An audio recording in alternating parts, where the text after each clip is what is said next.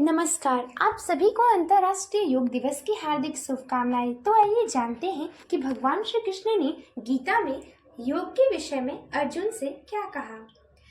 योग शब्द का एक ही बार नहीं बल्कि कई बार और कई अर्थों में प्रयोग हुआ है, लेकिन हर योग अंततः ईश्वर से मिलने का मार्ग ही जोड़ता है। योग का मतलब है आत्मा से परमात्मा का मिलन। गीता में योग कई प्रकार के हैं, लेकिन मुख्यतः 3 योग का वास्ता मनुष्य से अधिक होता है। 3 योग हैं, ज्ञान योग, कर्म योग और भक्ति योग। महाभारत युद्ध के दौरान जब अर्जुन रिश्ते नाते में उलझकर मोह के बंधन में बंध रहे थे, तब भगवान श्री कृष्ण गीता में अर्जुन को बताया कि जीवन में सबसे बड़ा योग कुछ है तो वह है कर्म योग। उन्होंने बताया था कि कोई भी इस कर्म योग से मुक्त नहीं हो सकता, वह स्वयं भी कर्म योग से बंधे हैं।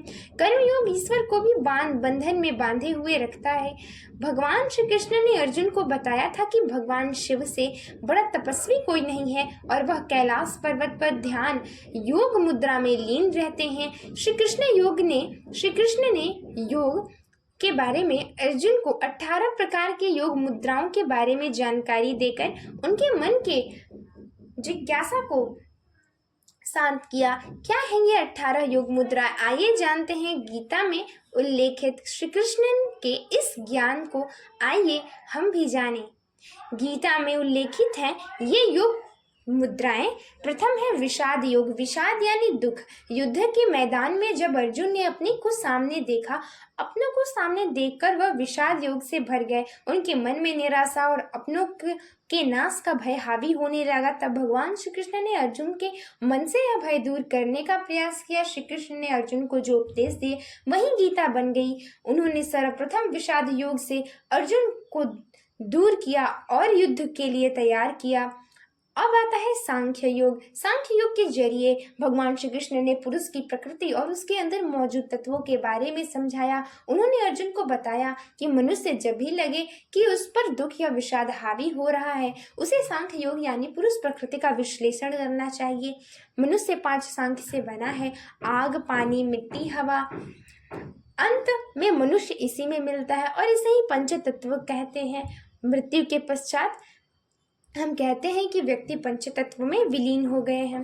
कर्म योग। भगवान श्री कृष्ण ने अर्जुन को बताया कि जीवन में सबसे बड़ा योग कर्म योग है। इस योग से देवता भी नहीं बच सकते, कर्म योग से बंधे हैं। सभी को कर्म करना है, इस बंधन से कोई मुक्त नहीं हो सकता है। साथ ही यह भी समझाया कि कर्म करना मनुष्य का पहला धर्म है। उन्होंने अर्जुन को समझाया कि सूरज और चंद्रमा भी अपने कर्म मार्ग पर निरंतर प्रशस्त रहते हैं।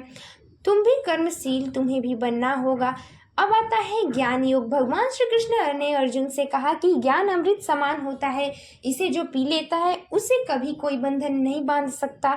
ज्ञान से बढ़कर इस दुनिया में कोई चीज़ नहीं होती और ज्ञान मनुष्य को कर्म बंधनों में रहकर भी भौतिक संसर्ग से विमुक्त बना देता है। अब आता है कर्म वैराग्य योग। भगवान ने अर्जुन को बताया कि कर्म से कोई मुक्त नहीं, यह सच है, लेकिन कर्म को कभी कुछ पाने या फल पाने के लिए नहीं करना चाहिए। मनुष्य को अपना कर्म करना चाहिए, ये सोचे बिना इसका फल उसे कब मिलेगा या क्या मिलेगा। कर्म के फलों की चिंता नहीं करनी चाहिए। ईश्वर बुरे कर्मों का बुरा फल और अच्छे कर्मों का अच्छा फल देते हैं। अब आता है ध्यान योग। ध्यान योग से मनुष्य खुद को मूल्यांकन करना सीखता है। इस योग को करना हर किसी के लिए जरूरी है। ध्यान योग में मन और मस्तिष्क का मिलन होता है और ऐसी स्थिति में दोनों ही शांत होते हैं और विचलित नहीं होते। ध्यान योग मनुष्य को शांत और विचारशील बनाता है। अब आता है विज्ञान योग। इस योग में मनुष्य किसी खोज पर निकलता है। सत्य की खोज विज्ञान योग का ही अंग है। इस मार्ग पर बिना किसी संकोच के मनुष्य को चलना चाहिए। विज्ञान योग तप योग की ओर ही अग्रसर होता है। अब आता है अक्षर ब्रह्म योग। श्री कृष्ण ने अर्जुन को बताया कि अक्षर ब्रह्म योग की प्राप्ति से ही ब्रह्मा, अधिदेव, अध्यात्म और आत्म संयम की प्राप्ति होती है। मनुष्य को अपने भौतिक जीवन का निर्वाह शून्य से करना चाहिए। अक्षर ब्रह्म योग के लिए मनुष्य को अपने अंदर हर विचार और सोच को बाहर करना होता है, नए सिरे से मन को शुद्ध कर इस योग को करना होता है। अब आता है राजविद्या गुह्वा योग। इस योग में स्थिर रहकर व्यक्ति परम ब्रह्म के ज्ञान से रूबरू होता है। मनुष्य को परम ज्ञान प्राप्ति के लिए राजविद्या गुह्वा योग का आत्मसात करना चाहिए। इसे आत्मसात करने वाले ही हर बंधनों से मुक्त हो सकते हैं। अब आता है विभूति विस्तार योग। मनुष्य विभूति विस्तार योग के जरिए ही ईश्वर के नजदीक पहुंच सकता है। इस योग के माध्यम से साधक ब्रह्म में लीन होकर अपने ईश्वर मार्ग पर प्रशस्त करता है। अब आता है विश्व रूप दर्शन योग। इस योग को मनुष्य जब कर लेता है तब उसे ईश्वर के विश्व रूप का दर्शन होता है। यह अनंत योग माना गया है। ईश्वर तक विराट रूप योग के माध्यम से अपना रूप प्राप्त किए हैं। अब आता है भक्ति योग। भक्ति योग ईश्वर प्राप्ति का सर्वश्रेष्ठ योग है। बिना इस योग के भगवान नहीं मिल सकते। जिस मनुष्य में भक्ति नहीं होती उसे भगवान कभी नहीं मिलते। अब आता है क्षेत्र विभाग योग। क्षेत्र विभाग योग ही वह जरिया है जिसके जरिए मनुष्य आत्मा, परमात्मा और ज्ञान के गूढ़ रहस्य को जान पाता है। इस योग में समा जाने वाले ही साधक योगी होते हैं। गीता में वर्णित ये योग मौजूदा समय में मनुष्य की जरूरत है। इसे अपनाने वाला ही असल मायने में अपने जीवन को पूर्ण रूप से जी पाता है।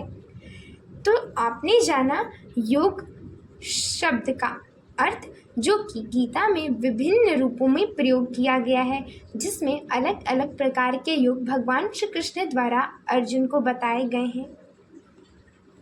एक मनुष्य इन 18 योग में से किसी भी एक योग को पकड़ के भगवान की प्राप्ति कर सकते हैं, परंतु इस कलयुग में भक्ति योग सबसे सरल माध्यम है भगवान को प्राप्त करने का।